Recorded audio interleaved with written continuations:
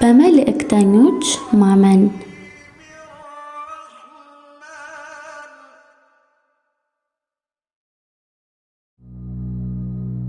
ይህ የቀልብ ዶክተር ድምጽ ነው። አልሐምዱሊላህ ታካሚዎቻችን የሚድኑ በእኛ ኃይል እንዳይመስሎት በአላህ ኃይል ብቻና ብቻ ነው። ከቀልብ ዶክተር ዓላማ ውስጥ የአላህን ተአምር ማንገስ ዋነኛው ነው። በየጊዜው በቀልብ ዶክተር ታክመው መዳናቸውን ማመን እስከሚያቀታቸው ሲቃይ የተናነቃቸው ሲገልጹ የአላህ ተአምር ምን ያህል የገዘፈና ግልጽ እንደሆነ ያሳየናል። ከህመም ወደ ጤነኝነት፣ ከጭንቀት ወደ ደስታ፣ ከጨለማ ወደ ብርሃን፣ ካላሰቡበት ወደ ስኬት የደረሱት በአላህ ተአምር ቢሆን እንጂ። ልብ ለአላህ እጅ የሰጠና የተናነሰ ሲሆን ግልጽ ይሆናል። አላህም እንዲህ ይለናል፣ አላህን ትገነዘቡና በእርሱም ታምኑ ዘንድ በችሎታው ላይ ያስረጅ የሆኑ ግልጽ ተአምራቶችን ያሳያቸዋል። አልበቀራ። ኑ ባላህ ቃል ያላህን ተአምር እናግስ። ሕክምና ማግኘት ሲፈልጉ ይሄንን ሊንክ ይጫኑ።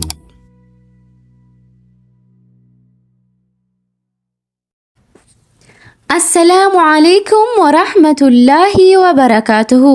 ውድና የተከበራችሁ የቀልብ ዶክተር ቤተሰቦቻችን እንደምን ከረማችሁልን? በያላችሁበት የአላህ እዝነት ጥበቃ አይለያችሁ።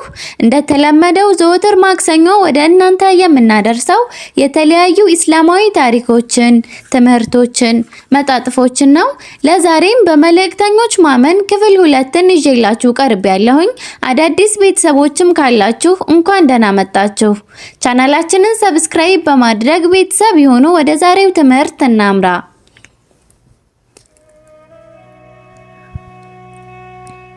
በመልእክተኞች ማመን ክፍል 2። ከነቢያት ተአምራት መካከል የነብዩላህ ሙሳ አለይሂ ሰላም ብትርን ወደ እባብነት መቀየር፣ የነብዩላህ ኢሳ አለይሂ ሰላም ህዝቦቻቸው በቤታቸው ውስጥ ስለሚመገቡትና ስለሚያከማቹት ምግብ መናገራቸው፣ ለነቢያችን ሙሐመድ ሰለላሁ ዐለይሂ ወሰለም ጨረቃን መሰንጠቅ። በኢሳ አለይሂ ሰላም ዙሪያ ያለው የሙስሊም እምነት። እሱ ኢሳ አለይሂ ሰላም ከተላላቅ መልእክተኞች አንዱና ስብዕናው እጅግ የላቀ ነው። እነኚህ ከመልእክተኞች መካከል ስብዕናቸው እጅግ የላቀ ነቢያት የቆራጥነት ባልተቤት በመባል ይታወቃሉ። እነሱም ሙሐመድ፣ ኢብራሂም፣ ኑህ፣ ሙሳና ኢሳ አለይሂ ሰላም ናቸው። አላህ ሱብሃነሁ ወተዓላ በሚከተለው ቃሉ ዘክሯቸዋል።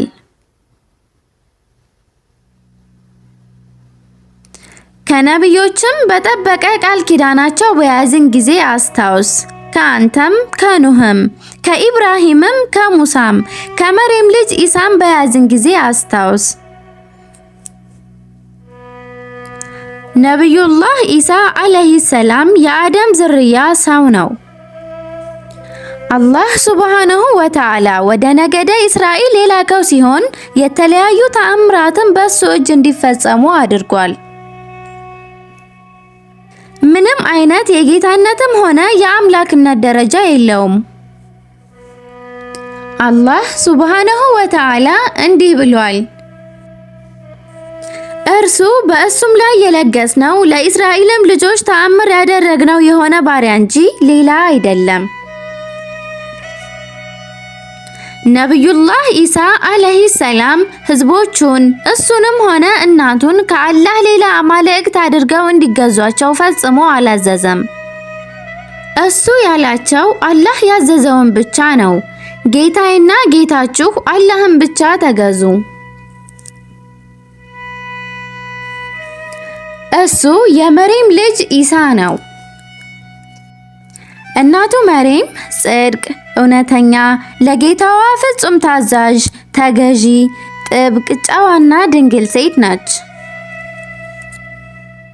ኢሳን አለይሂ ሰላም የጸነሰችው ያለ አባት በአላህ ሱብሃነሁ ወተዓላ ችሎታ ነው። የእሱ አፈጣጠር ዘላለማዊ ተአምር ነው። ልክ አደምን ያለ አባትና ያለ እናት እንደፈጠረ ሁሉ እሱንም ያለ አባት ፈጠረው። አላህ ሱብሃነሁ ወተዓላ እንዲህ ብሏል። አላህ ዘንድ የኢሳ ምሳሌ እንደ አደም ቢጤ ነው። ከአፈር ፈጠርነው፣ ከዚያም ለእሱ ሰው ሁን አልነው፣ ሆነም።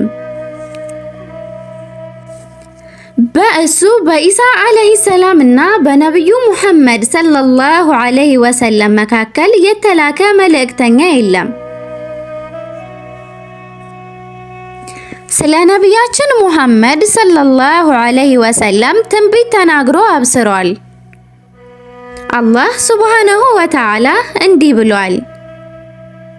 የመርየም ልጅ ኢሳም የእስራኤል ልጆች ሆይ እኔ ከፊት ያለውን ተውራትን የማረጋግጥና ከእኔ ኋላ የሚመጣውን መልእክተኛ ስሙ አህመድ የሆነውን የማበስር ሲሆን ወደ እናንተ የተላኩ የአላህ መልእክተኛ ነኝ ባለ ጊዜ አስታውስ።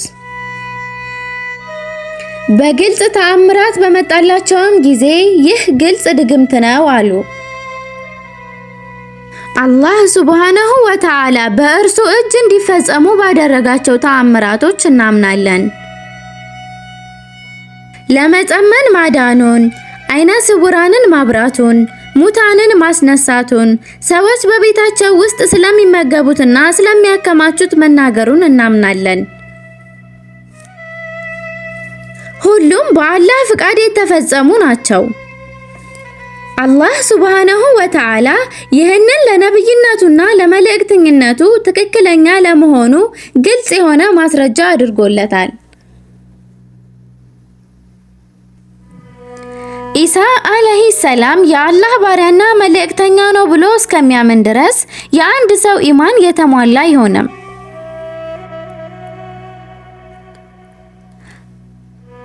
አይሁዶች እሱን ከገለጹበት የቅጥፈትና ጸያፍ ነገሮች ሁሉ የጸዳና የጠራ መሆኑን እናምናለን።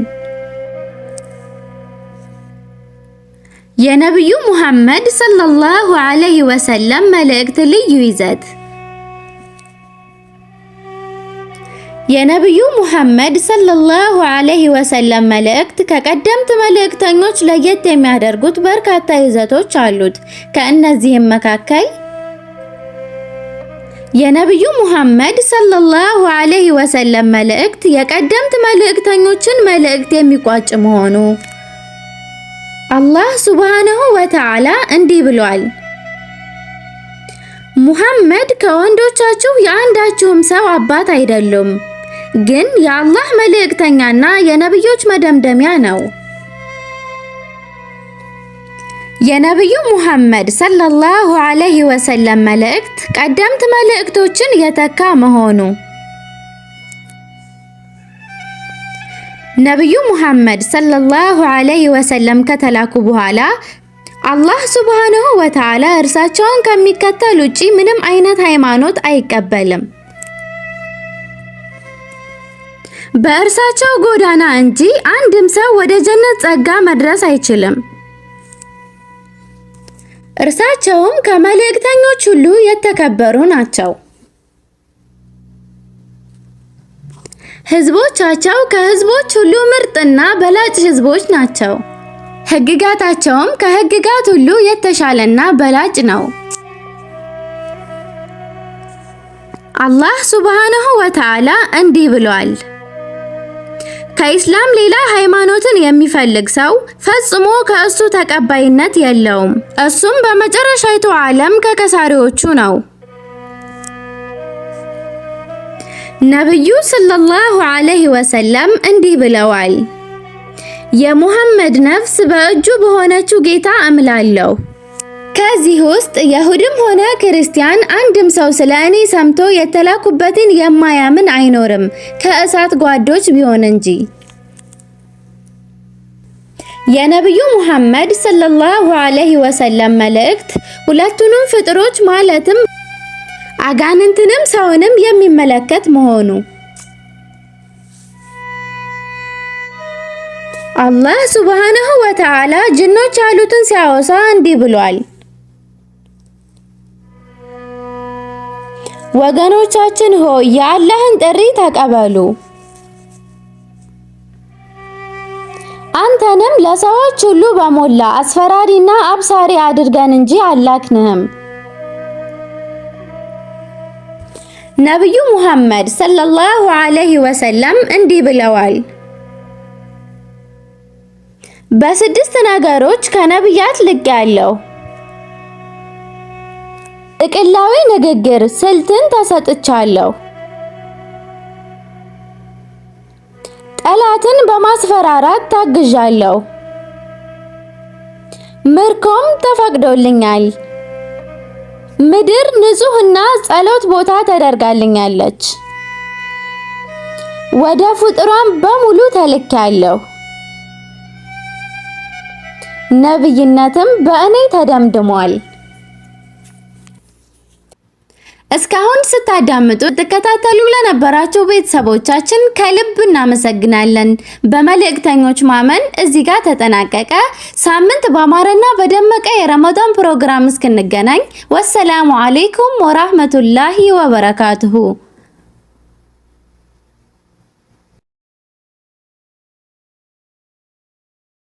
እንኳን ወደ ትክክለኛው የአፍያ መንደር በሰላም መጡ።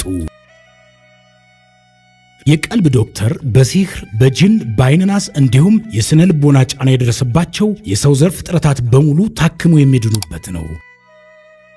ሕክምናው በቁርአን፣ ሕክምናው በአስካሮች፣ ሕክምናው በዱዓዎች በሰደቃ የሚካሄድ ሲሆን ነቢያዊ ሱናን በተመረኮዙ እጅግ ጥበብና ዕውቀትን ባካበቱ የሩቃ ዶክተሮች ይታከማሉ። እወቁ፣ ሕክምናው ሸሪዓዊ ብቻ ነው። አያምልጦት፣ እድሉን ይጠቀሙ። ባሉበት ሆነው ራስዎን ያክሙ። ሕክምና ማግኘት ሲፈልጉ ተከታዩን ሊንክ ይጫኑ።